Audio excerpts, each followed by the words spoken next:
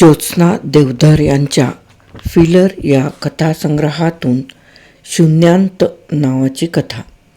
कुठेतरी दूरवरून येणारे टोल आज रात्रभर जवळून अगदी शेजारून येत होते. मधले 1-2 टोल चुकले. झोप लागली असेल.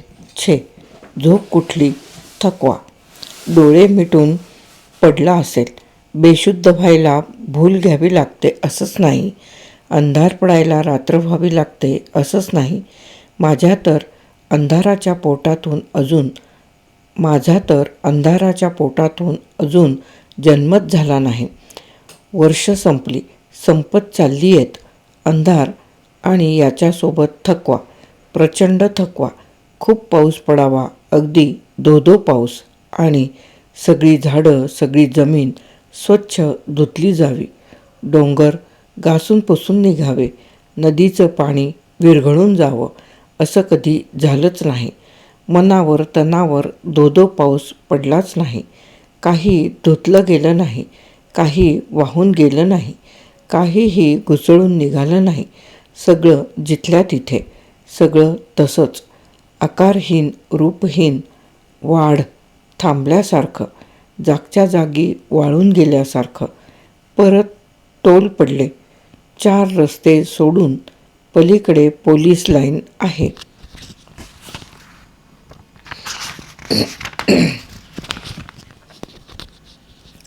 तिथे दर तासाला टोल पडतात. कोण रात्रभर जागं राहतं? कोणत्या बिचाऱ्या पोलिसाकडे हे काम असेल? दर तासाला टोल मारायचं. सर्वात जास्त घाव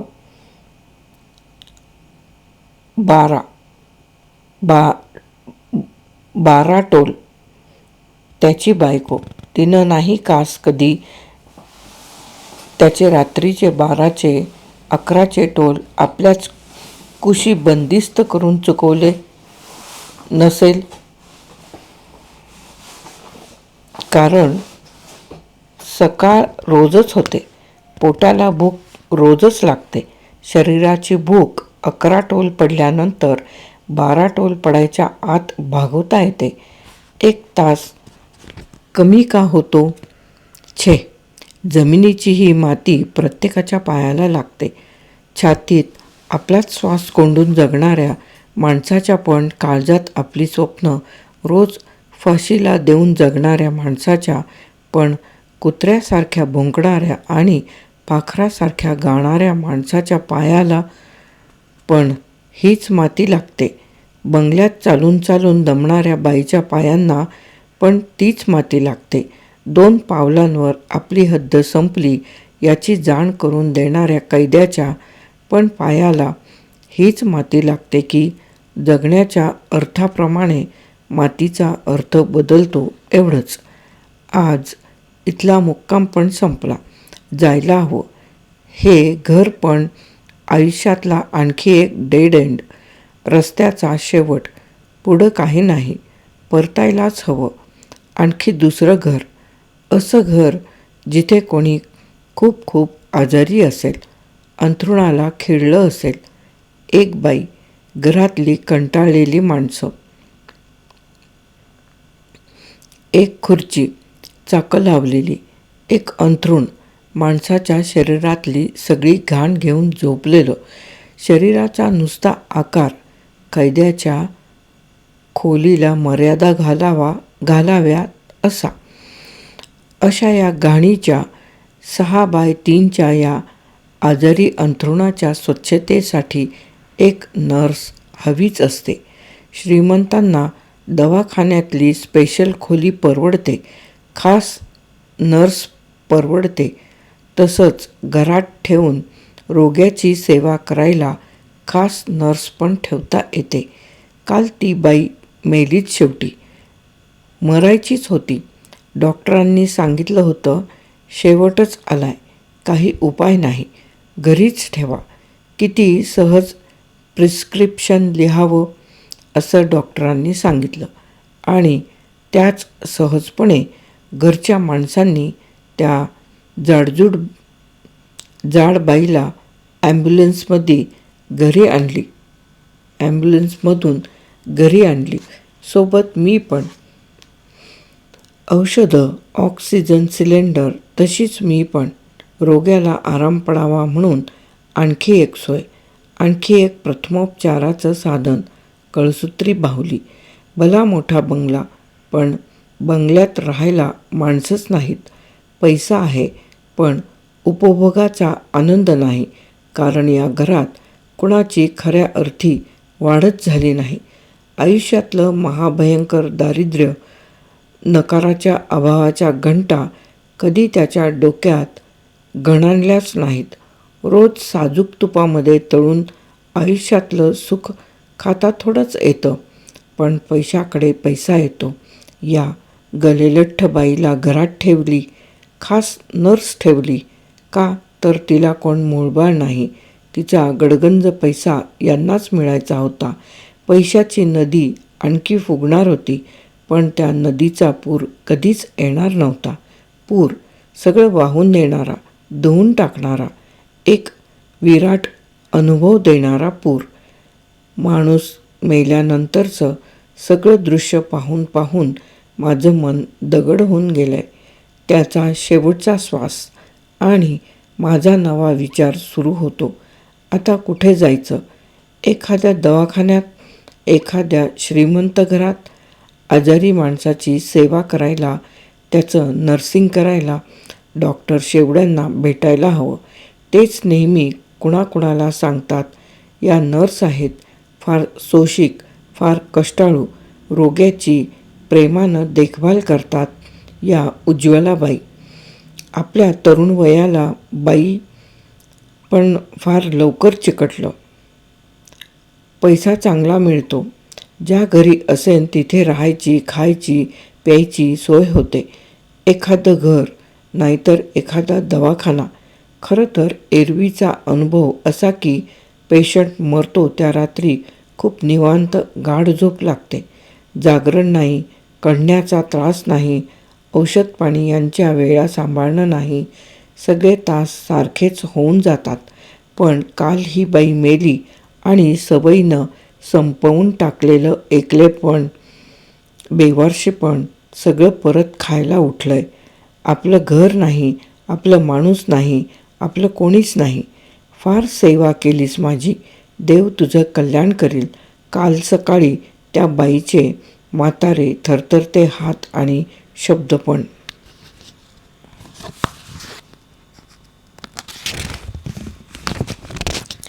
बाई, देव तुमच्या या आशीर्वादासाठी थांबला असेल असं वाटत नाही. तो नाहीच आहे या जगात. कल्याण कोण करणार? देव नाही आहे, माणसं आहेत. पण त्यांचं स्वतःचं कल्याण साधता साधता तोंडाला फेस येतोय. दुसऱ्याच्या कल्याणाची काळजी करायला कुणाला वेळ नाही, विचार नाही आणि काळीज पण नाही. माझ्या आयुष्याला तर घाणीचा, गटाराचा वास लागलाय. कोण येणार जवळ? कोण कल्याण करणार माझं? काही काही माणसं जन्मालाच येतात अशी. स्वतःचं जणू एक रस्ता, स्वतःच जणू त्या रस्त्याचा शेवट, डेड एंड. येथे रस्ता संपला आहे अशी पाटी त्यांच्या कपाळावर चिकटवूनच त्यांना देव जन्माला घालतो. सगळ्या गोष्टींचा शेवट पकडून गाठ कशी घालणार? पेशंटच्या शेजारी बसून वाचन, फक्त वाचन, तेच व्यसन. पुस्तकांच्या उघड्या पानांत, त्या वाहणाऱ्या ओळीत, त्या शब्दांच्या जंगलात स्वतःला शोधायचं. ते शब्द, ती वाक्य आपल्याच तोंडची आहेत. ती या लेखकाला कशी कळली म्हणून चकित व्हायचं. वारंवार वाचायची. सुखी व्हायचं नाही, सुख नाही, आनंद होतो. या पुस्तकातून किती सुखदुःख भरलंय. माणसं कशी जिवंत होऊन भेटतात. किती मराठी, हिंदी, इंग्रजी पुस्तकं वाचायची आणि पेशंटची घाण काढायची. त्याला औषध द्यावं, ताप पाहावा, BP पाहावं, लिहून ठेवावं.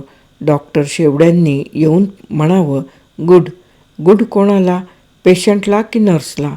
घरच्या लोकांसाठी, पेशंटला आणि माझ्यासाठी, मला गुड. डॉक्टर शेवडे, तुम्ही तरुण का नाहीत? डॉक्टर, तुम्ही लग्न झालेले का आहात? डॉक्टर, तुम्ही इतके सरळमार्गी, इतके सज्जन का आहात? डॉक्टर, नुसतं गुड म्हणून चालणार नाही. माझ्यासाठी तुम्ही काहीतरी गुड करायला हवं.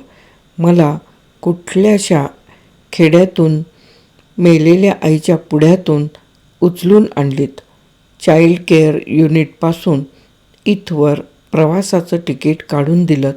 डॉक्टर, मला सांगा, मला पोटपाण्याला लावण्यापर्यंतच तुम्ही जबाबदारी स्वीकारली होती का? माझ्या आईला हे एवढंच करीन, यापुढे काही नाही, असंच वचन दिलं होतं का? सांगा की मला खरं काय आहे ते. माझी आई दाई होती म्हणून तिनं एवढंच मागितलं. एवढीच तिची धाव होती. असेल त्या पलीकडे जाऊन विचार करण्या इतपत वातावरण नव्हतं, शिक्षण नव्हतं, वाचन नव्हतं. प्रत्येकजण आयुष्याचा अर्थ आपल्या परिघापुरताच लावतो, हेच खरंय. पण डॉक्टर, तुम्ही तुमच्या भल्या मोठ्या लायब्ररीतल्या कपाटातलं एक पुस्तक, एवढाच इतपत माझा विचार केला आहे का? ते पुस्तक काढून वाचावं नाही वाटलं कधी? मला स्वतःला तरी कुठे काय कळलंय, काय हवंय नेमकं ते. स्त्री पुरुषांची शरीरं पाहून हाताळून, मानवी शरीराची घाण पाहून शरीराचं आकर्षण कुठे उरलंय? पुरुषापासून मिळणाऱ्या सुखासाठी म्हणून रात्र जागवायला मला रात्र कच्चितच मिळते. काल रात्री मिळाली. एरवी पेशंट मेला की त्या रात्री शांत झोप लागते. काल नाही लागली. पोलीस लाईनीतील ते टोल वाजवणारा तो अनोळखी शिपाई सारखा डोळ्यासमोर होता. त्याच्या प्रत्येक टोलाबरोबर काळजावर घाव पडत होता. ठण आणि कितीतरी वर्तुळे, कितीतरी तरंग निर्माण होत होते.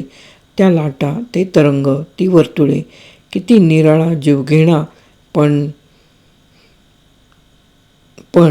जीव अर्पण करावा, झोकून फेकून द्यावा असा ओला अनुभव देऊन गेली. माणसाचं शरीर आणि मन एकाकार होऊन, एकवटून केवळ एक थरारता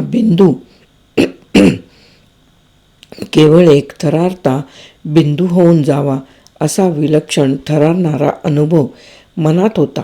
एक अनाम पुरुष, फक्त पुरुष, ज्याचं आजवर मी कधीही नर्सिंग केलं नाही, त्याला इंजेक्शन दिलं नाही, त्याचं BP पाहिलं नाही, ज्याची चादर कधीही बदलली नाही, असा एक पुरुष.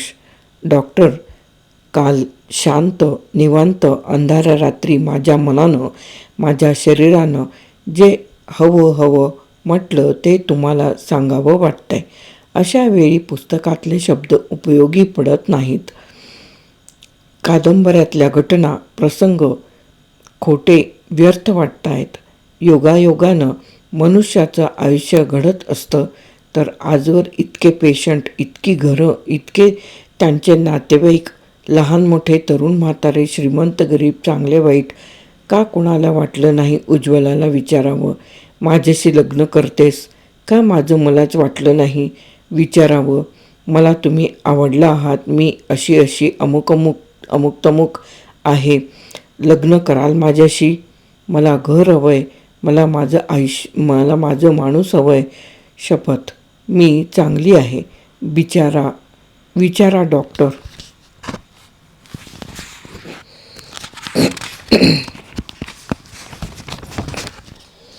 विचारा डॉक्टर शेवड्यांना.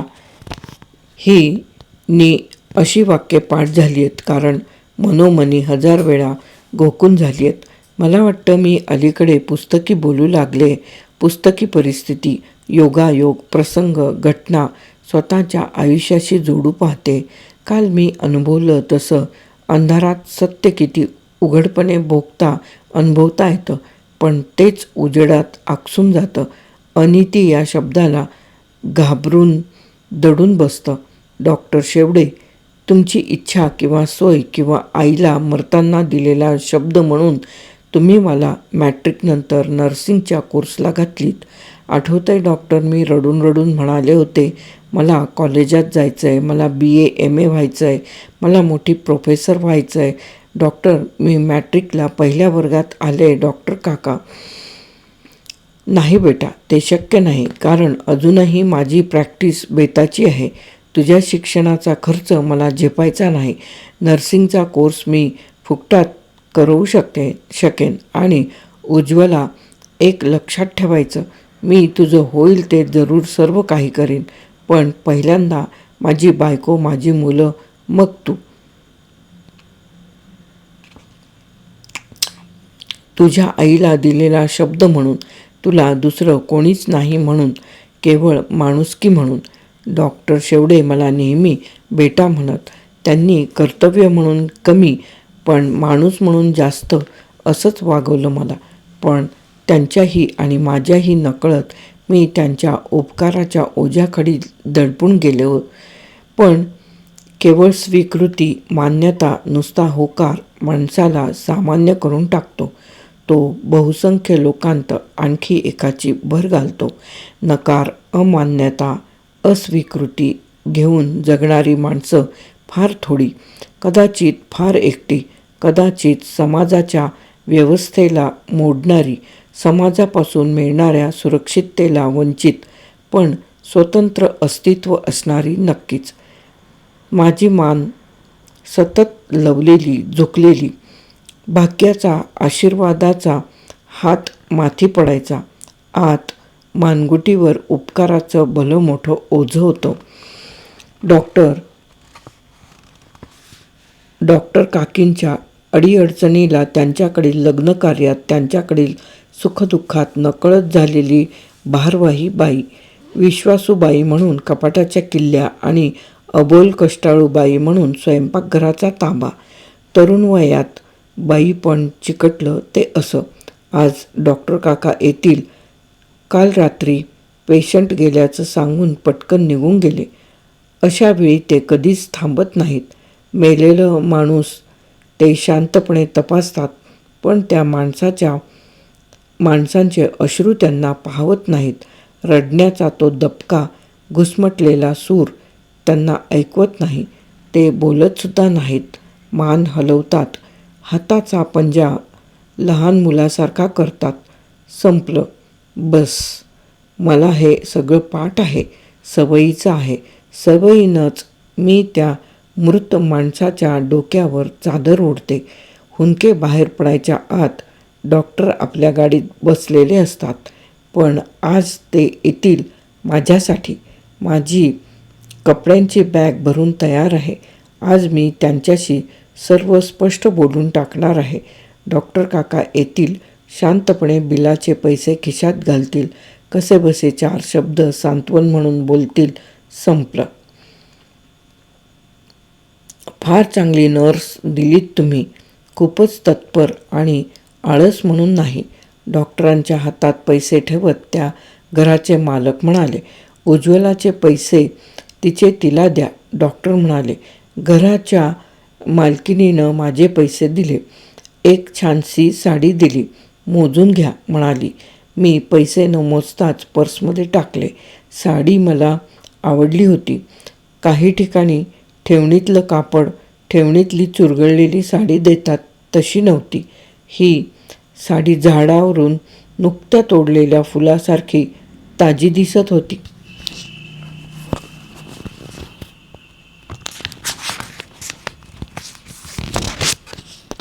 डॉक्टर, परत गरज लागली तर यांनाच पाठवा. पैसे देऊ मागतील तेवढे. त्या घरातली संधिवातानं हैराण झालेली थोरली सून म्हणत होती. यांनाच पाठवा, जणू याच बाईला पाठवा. ही स्वयंपाक छान करते, अशा आमच्या चवीचा. नासधूस नाही, चोरीमारी नाही. डॉक्टरांच्या बरोबर त्यांच्या इतक्यात कोरड्या मनानं मी त्या घराबाहेर पाऊल टाकलं.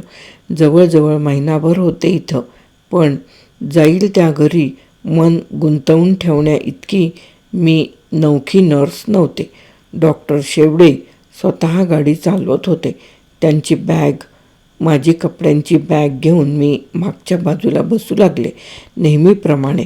पुढे डॉक्टरांचा आवाज मऊ झाला होता. मला बरं वाटलं. जे सांगायचं होतं ते आता नीटपणे सांगता येणार होतं.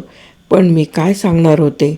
कालच्या अनाम चेहरा नसलेल्या पुरुषाबरोबर केलेला मानसिक संभोग, त्यातून मिळालेला थरारणारा अनुभव की मला लग्न करायचंय, नवरा द्या आणून, असं सांगणार आहे मी. उज्ज्वला, आता मी तुझं लग्न लावून देणार आहे. मग पुढचं आयुष्य तुझं तू घडव. तुझ्याजवळ थोडाफार पैसा असेलच. मी कृतज्ञतेनं त्यांच्या व्हीलवरच्या डाव्या हातावर हात ठेवला. डॉक्टरांनी हात काढून घेतला. आजवर पेशंट तपासताना 1000 वेळा स्पर्श झाला असेल, पण डॉक्टरांचं वागणंच असं होतं. आपापतः घडणारं आणि हेतुपूर्वक घडणारं यातलं नेमकं अंतर त्यांना मोजता येत होते. हेतुपूर्वक केलेल्या सगळ्याच गोष्टी ते नाकारत होते का, कोण जाणे. माझा पुतण्या विश्राम तुझ्या पाहण्यातला आहेच. शिकला नाही फारसा, पण त्याचे आईबाप नाहीत म्हणून मी कर्तव्यापोटी त्याचा सांभाळ केला. घरची सगळी बाहेरची कामं करतो म्हणून घरालाही उपयोगाचा. आता तुझंही वय झालं, त्याचंही. मी तुम्हा दोघांचं लग्न लावून द्यायचं ठरवलंय. गॅरेजमध्ये तुमच्यासाठी इतर सोय करून घेतोय. म्हणजे म्हटलं तर घरात, म्हटलं तर स्वतंत्र असं तुम्हाला राहता येईल. थांब, बोलू नकोस, नीट ऐकून घे. मी त्याच्यासाठी आपल्याच घराच्या कोपऱ्यावर एक चांगलं मोठं लाकडी खोकं कॉर्पोरेशनकडून भाड्याने घेतलंय. त्यात भाजीपाला, ब्रेड, अंडी, वह्या, पेन्सिली, रबर वगैरे ठेवता येईल. तो हिशोबाला पक्का आहे. धंदा चांगला करील. तू पैसा मिळवतेसच, अगदी भरपूर पैसा. आनंदात राहाल. काय? थांब, आणखी एक सांगायचं राहिलं. हे सर्व मी माझ्या बायकोनं, मुलानं, सुनेनं विचार करून एकमतानं ठरवलंय. डॉक्टर बोलायचे थांबले. चौकात तांबडा दिवा होता. गाडी थांबली होती. म्हणजे डॉक्टर हेतुपूर्वकही काही गोष्टी करत होते तर. गाडी डॉक्टरांच्या घराच्या दिशेला वळत होती. मी म्हणाले, डॉक्टर काका, 1 मिनिट गाडी थांबवता का, असं विचारतच त्यांनी गाडी थांबवली. मी गाडीतून उतरले. माझी कपड्यांची बॅग गाडीचं मागचं दार उघडून काढत म्हणाले, डॉक्टर काका, तुम्ही माझ्यासाठी खूप खूप केलंत. तुमचे उपकार विसरणार नाही. पण तुम्ही तुमच्या माणसांनी ठरवलेला हा बेत मला मान्य नाही. जाते मी. आता पुढचं आयुष्य माझं मी घडवीन. डॉक्टर काही विचारायच्या आधीच मी मान वळवून दिशा बदलून चालू लागले. कुठे माहीत नाही, पण आता माझ्यासमोर रस्ता लांबलचक दूरवर खुला होता. डेड एंडला मी थांबले नव्हते. मानेवरचं उपकाराचं जोखड जुगारून दिल्यामुळे माझी मान ताठ झाली होती. मी एक मोठा छाती भरून श्वास घेतला आणि समोरच्या रस्त्याला लागले.